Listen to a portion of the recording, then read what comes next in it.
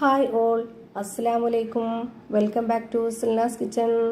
ഇന്നത്തെ റെസിപ്പി ഭയങ്കര സിമ്പിൾ ആയിട്ടുള്ള എന്നാൽ നല്ല ടേസ്റ്റി ആയിട്ടുള്ള ഒരു അടിപൊളി ഗുൽഫി ഐസ്ക്രീമിൻ്റെ റെസിപ്പിയാണ്. ഈ ഒരു ചൂട് സമയത്ത് നമുക്കിതുപോലെ തണുത്തതൊക്കെ കഴിക്കാനായിട്ട് ഭയങ്കര ഇഷ്ടമായിരിക്കും. അപ്പോൾ ആ ഒരു സമയത്ത് നമുക്ക് പെട്ടെന്ന് തയ്യാറാക്കി എടുക്കാൻ പറ്റുന്ന ഒരു അടിപൊളി ഐറ്റമാണ്. ഞാനിത് ഗുൽഫി മൗൾഡും അതുപോലെ സ്റ്റിക്കും ഒന്നും തന്നെ ഇല്ലാതെ സാധാരണ സ്റ്റീൽ ഗ്ലാസ്സിൽ തയ്യാറാക്കി എടുത്തിട്ടുള്ള ഗുൽഫി ഐസ്ക്രീമാണ്. എന്തായാലും എല്ലാവർക്കും ഇഷ്ടമാവും. അതുകൊണ്ട് തന്നെ വീഡിയോ സ്കിപ്പ് ചെയ്യാതെ മുഴുവനായിട്ടൊന്ന് കണ്ടു നോക്കണേ. റെസിപ്പിയിലോട്ട് കിടക്കുന്നതിന് മുമ്പായി സിൽനാസ് കിച്ചൺ ചാനൽ ആദ്യമായിട്ട് കാണുന്നവരാണെങ്കിൽ പ്ലീസ് ഒന്ന് സബ്സ്ക്രൈബ് ചെയ്തേക്കണേ. ഒപ്പം തന്നെ ഈ വീഡിയോസ് നിങ്ങൾക്ക് ഇഷ്ടപ്പെടുകയാണെങ്കിൽ ഒരു ലൈക്ക് ചെയ്ത് ഷെയർ ചെയ്ത് സപ്പോർട്ട് ചെയ്യാനും മറക്കരുത്. ഇനി നമുക്ക് ഇതെങ്ങനെയാണ് തയ്യാറാക്കുന്നതെന്ന് നോക്കാം. അതിനായിട്ട് ഞാനിവിടെ ആദ്യം തന്നെ സ്റ്റവിലേക്ക് ഒരു പാൻ വെച്ച് കൊടുത്തിട്ടുണ്ട്. ഇനി ഇതിലേക്ക് 1.25 ലിറ്റർ അളവിൽ പാലാണ് ഒഴിച്ചു കൊടുക്കുന്നത്. നമ്മൾ സാധാരണ കടയിൽ നിന്നൊക്കെ മേടിക്കുന്ന പാക്കറ്റ് പാലാണ്. നല്ല കട്ടിയായിട്ടുള്ള ഒട്ടും വെള്ളം ചേർക്കാത്ത പാലാണ് ഇതിന് വേണ്ടത്. ഈ ഒരു കണക്കനുസരിച്ചാണ് ബാക്കിയുള്ള എല്ലാം ഞാൻ ചേർത്ത് കൊടുക്കുന്നത്. ഇനി ഇതിലേക്ക് നല്ലൊരു മണത്തിന് വേണ്ടി ഒരു 2 ഏലക്ക ഇട്ട് കൊടുക്കുന്നുണ്ട്. ഇനി ഈ ഒരു ഗുൽഫി ഐസ്ക്രീമിന് ഏലക്കയുടെ ഫ്ലേവർ ഇഷ്ടമല്ലാത്തവർക്ക് അത് സ്കിപ്പ് ചെയ്യാവുന്നതാണ്. വാനില എസൻസ് ഉണ്ടെന്നുണ്ടെങ്കിൽ അത് ഒഴിച്ചു കൊടുക്കാം. ഇത് രണ്ടും ചേർത്തില്ലെങ്കിലും നല്ല ടേസ്റ്റാണ്.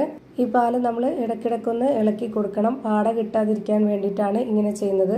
ഇനി ഇത് നന്നായി തിളയ്ക്കുന്നതിന് മുമ്പ് ഈ ഒരു പാലൊന്ന് ചൂടായിട്ട് വരുന്ന സമയത്ത് നമുക്ക് ഇതിലേക്ക് ഇട്ട് കൊടുക്കേണ്ടത് പാൽപ്പൊടിയാണ്. ഈ ഒരു സമയത്ത് ഇട്ട് കൊടുത്താലേ പാൽപ്പൊടി നന്നായിട്ട് അലിഞ്ഞു ചേരുള്ളൂ. നല്ലപോലെ തിളച്ചതിന് ശേഷമാണ് പാൽപ്പൊടി ഇട്ട് കൊടുക്കുന്നതെങ്കിൽ കട്ടയായി പോവും. ഞാനിപ്പോൾ ഇതിലേക്ക് ഇട്ട് കൊടുത്തിട്ടുള്ള പാൽപ്പൊടിയുടെ അളവ് 250 ml കപ്പിൻ്റെ അളവിൽ 1/4 കപ്പ് പാൽപ്പൊടിയാണ്. ഞാൻ എടുത്തിട്ടുള്ള ഈ ഒരു 1.25 ലിറ്റർ അളവിലുള്ള പാലിനാണ് ഇത്രയും പാൽപ്പൊടി ഇട്ട് കൊടുത്തിട്ടുള്ളത്. ആ ഒരു കണക്കനുസരിച്ച് നമ്മൾ എത്രയാണോ പാലെടുക്കുന്നത് അതിനനുസരിച്ച് വേണം ബാക്കിയുള്ള ഇൻഗ്രീഡിയൻസിൻ്റെ അളവും കറക്റ്റാക്കി ചേർത്ത് കൊടുക്കാൻ. ഇനി ഇതിലേക്ക് മധുരത്തിന് ആവശ്യമായിട്ടുള്ള പഞ്ചസാര ചേർത്ത് കൊടുക്കാം. ഞാനിവിടെ 1/2 കപ്പ് അളവിൽ 1 കപ്പ് പഞ്ചസാര ഇട്ട് കൊടുത്തിട്ടുണ്ട്. എന്നിട്ട് ഇത് വീണ്ടും നല്ലപോലെ ഇളക്കി കൊടുക്കാം. ഹൈ ഫ്ലെയിമിലാണ് വെച്ച് കൊടുത്തിട്ടുള്ളത്. ഇനി നമുക്ക് ഇതിൻ്റെ ഈ ഒരു ഗുൽഫി ഐസ്ക്രീമിൻ്റെ ആ ഒരു ടെക്സ്ചർ നല്ല കട്ടിയായിട്ട് കിട്ടാൻ വേണ്ടിയിട്ട് ഇതിലേക്ക് 1 ടേബിൾ സ്പൂൺ അളവിൽ വറുത്ത അരിപ്പൊടി ഇട്ട് കൊടുക്കാം. ഇത് നമ്മൾ കട്ട കെട്ടാതിരിക്കാൻ വേണ്ടി പെട്ടെന്ന് തന്നെ നന്നായിട്ട് ഇളക്കി കൊടുത്തുകൊണ്ടിരിക്കണം. അപ്പോൾ അതിനായിട്ട് സ്പാച്ച് വെച്ചാകുമ്പോൾ പറ്റത്തില്ല. ഒന്ന് വിസ്ക് വെച്ചിട്ട് നന്നായിട്ട് കട്ടയൊക്കെ ഉടച്ച് നല്ല പോലെ ആക്കി എടുത്തതിന് ശേഷം പിന്നെ നമുക്ക് സ്പാച്ച് വെച്ച് ഇളക്കി കൊടുക്കാവുന്നതാണ്. പിന്നെ നമ്മളിത് ഹൈ ഫ്ലെയിമിൽ ഇട്ട് കൊടുത്തും പിന്നീട് നല്ല പോലെ തിളച്ച് പാല് പൊങ്ങി പോകുന്ന രീതിയിലാവുമ്പോൾ ഒന്ന് ഫ്ലെയിം കുറച്ചിട്ടും അങ്ങനെ മാറിയും തിരിഞ്ഞും നമുക്കിതിൻ്റെ പകുതിയോളം ഒന്ന് വറ്റിച്ചെടുക്കണം.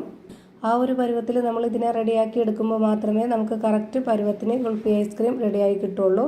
അങ്ങനെ ഞാനിപ്പോൾ ഫ്ലെയിം കൂട്ടിയും കുറച്ചും മാറി മാറി വെച്ച് കൊടുത്തതിന് ശേഷം നല്ലപോലെ കൈവിടാതെ ഇളക്കി കൊടുത്തിട്ട് ഇപ്പോൾ പകുതിയോളം വറ്റിച്ച് ഈ പരുവത്തിലാക്കി എടുത്തിട്ടുണ്ട്. അപ്പോൾ ഇത്രയും മതി. ഇനി നമുക്കിതിൻ്റെ ഫ്ലെയിം ഓഫ് ചെയ്ത് കൊടുക്കാം. ഫ്ലെയിം ഓഫ് ചെയ്ത് കൊടുത്തതിന് ശേഷം 1-2 സെക്കൻഡ് ഇതുപോലെ ഒന്ന് ഇളക്കി കൊടുത്തുകൊണ്ടിരിക്കുക. അല്ലാന്നുണ്ടെങ്കിൽ അടിയിൽ കട്ടയായി പോവും. ഇനി നമുക്ക് ഇഷ്ടമുള്ള ഏതെങ്കിലും പാത്രത്തിലോ അല്ലെങ്കിൽ ഇതുപോലൊരു സ്റ്റീൽ ഗ്ലാസ്സിലോ ഒക്കെ നമുക്ക് ഒഴിച്ചു കൊടുത്തിട്ട് സെറ്റാക്കി എടുക്കാവുന്നതാണ്.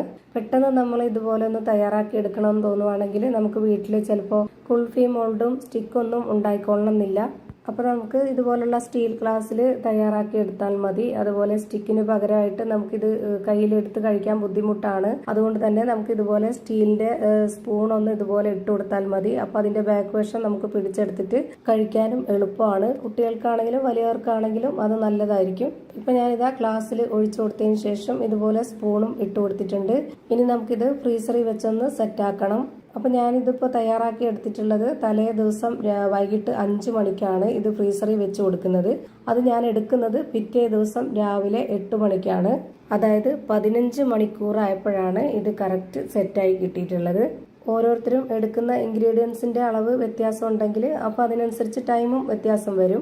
അപ്പോൾ ഞാനിതുപോലെ സെറ്റാക്കി എടുത്തതിന് ശേഷം ഇനി നമുക്കതൊന്ന് ഇളകി കിട്ടാനായിട്ട് ഇതുപോലെ ഒരു കപ്പിൽ കുറച്ച് വെള്ളം വെച്ചിട്ട് അതിനുള്ളിലേക്ക് ഈ ഒരു ഗ്ലാസ് ഒന്ന് ഇറക്കി വെച്ച് കൊടുക്കുക. 1-2 സെക്കൻഡ് മാത്രം വെച്ച് കൊടുത്തതിന് ശേഷം അതെടുക്കുക. എന്നിട്ട് നമ്മൾ ആ ഒരു സ്പൂണിലൊന്ന് ചെറുതായിട്ടൊന്ന് കറക്കി കൊടുക്കുമ്പോഴേക്ക് അത് നമുക്ക് നല്ല രീതിയിൽ എടുക്കാൻ കിട്ടും. ഇതുപോലെ തന്നെ എല്ലാം ഇളക്കിയെടുത്ത് ഞാനിപ്പോൾ ഇവിടെ ഒരു പാത്രത്തിലേക്ക് മാറ്റിയിട്ടുണ്ട്. അപ്പോൾ ഭയങ്കര സിമ്പിളായിട്ട് തയ്യാറാക്കിയെടുക്കാൻ പറ്റുന്ന നല്ല ടേസ്റ്റി ആയിട്ടുള്ള ഒരു അടിപൊളി കുൽഫി ഐസ്ക്രീം റെഡിയായി കിട്ടി. അപ്പോൾ ഇത്രയേ ഉള്ളൂ ഇന്നത്തെ വീഡിയോ ഇഷ്ടമായാൽ ലൈക്ക് ചെയ്യാനും കമൻറ്റ് ചെയ്യാനും ഷെയർ ചെയ്യാനും മറക്കരുത്.